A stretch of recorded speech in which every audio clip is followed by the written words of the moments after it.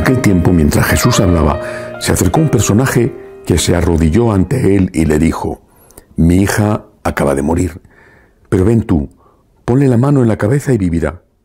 Jesús lo siguió con sus discípulos. Entretanto, una mujer que sufría flujos de sangre desde hacía 12 años se le acercó por detrás y le tocó el borde del manto, pensando que con solo tocarle el manto se curaría. Jesús se volvió y al verla le dijo: «Ánimo, hija, tu fe te ha curado». Y en aquel momento quedó curada la mujer. Jesús llegó a casa del personaje y al ver a los flautistas y el alboroto de la gente dijo: «Fuera, la niña no está muerta, está dormida». Se reían de él. Cuando echaron a la gente, entró él, cogió a la niña de la mano y ella se puso en pie.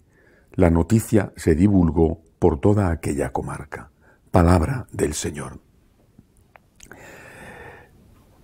Las situaciones que a veces se viven en algunos sitios del mundo son tan espantosas y no puedo quitar de mi corazón ni de mi pensamiento la crisis de Venezuela, que va a más.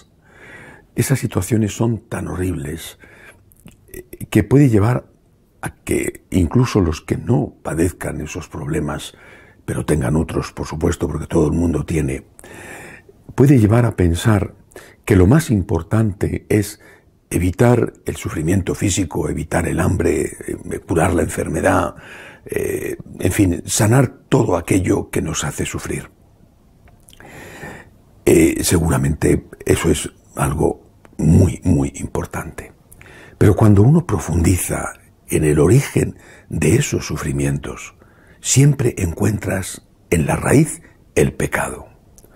Si no fuera por el pecado que cometen los dictadores asesinos de Venezuela, no estaría sufriendo el pueblo de Venezuela. Si no fuera por el pecado, no habría personas que cometieran crímenes, no habría personas que robaran, no habría personas que engañaran. Es decir, una mirada superficial, muy humana, y no me atrevo yo a reprocharlo desde luego, nos hace creer que seremos felices cuando no tengamos problemas. Una mirada más profunda, una mirada como la de Dios, nos hace darnos cuenta de que seremos felices cuando no tengamos pecados. Porque el pecado es la raíz de los problemas. Seremos felices cuando nosotros y los demás no tengamos pecados. Es decir, cuando no cometamos pecados, con lo cual no haremos daño a nadie y no nos haremos daño a la vez a nosotros mismos. Por eso Jesús vino a luchar contra el pecado. Todas estas curaciones, las dos que habla el Evangelio de hoy, una de ellas posiblemente podemos interpretarla como una auténtica resurrección de muertos. Estas curaciones son reales, son hechos históricos, pero no son más que símbolos, además de ser un hecho histórico, quiero decir, son símbolos de una cosa más importante, más profunda, la curación del pecado. Y nosotros, seguidores de Jesús, seres humanos, tenemos que luchar para acabar con la injusticia, con el hambre, con las situaciones horrorosas que viven millones de personas en el mundo, o no tan horrorosas, pero que vivimos de una forma o de otra todos. Tenemos que luchar por eso, pero sin olvidar que la lucha fundamental es la lucha contra el pecado. Si olvidamos eso, es que hemos dejado de darnos cuenta de que el hombre tiene alma y hemos dejado de darnos cuenta de que hay vida eterna. Comprendo que es una tentación, y es una tentación, pienso yo, que inevitable y que afecta sobre todo a los corazones generosos. La tentación de aliviar el sufrimiento de los hombres. Dice, bueno, eso no es una tentación, podrán decir muchos.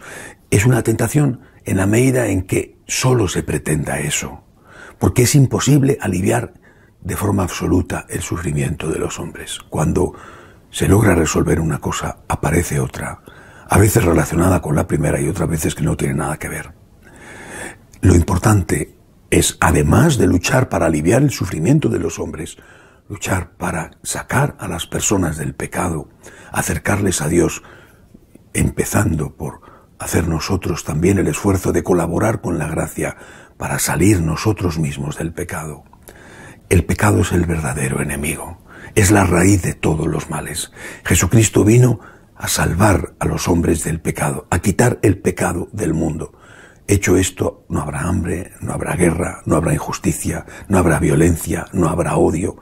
Empecemos, por lo tanto, por librar esta batalla decisiva en nosotros, a nuestro alrededor, a la vez, naturalmente, que estamos haciendo todo lo posible en la medida de nuestras posibilidades, que muchas veces son muy pequeñas. Hacemos todo lo posible por consolar al que sufre, por dar de comer al hambriento, por acoger a aquel que está buscando un techo donde cobijarse.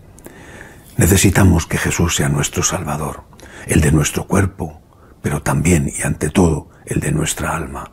Al final enfermamos, morimos. El problema es si además de enfermar y morir, que forma parte de la naturaleza caduca del ser humano, estamos enfermos del alma, porque entonces no viviremos para siempre. Que así sea.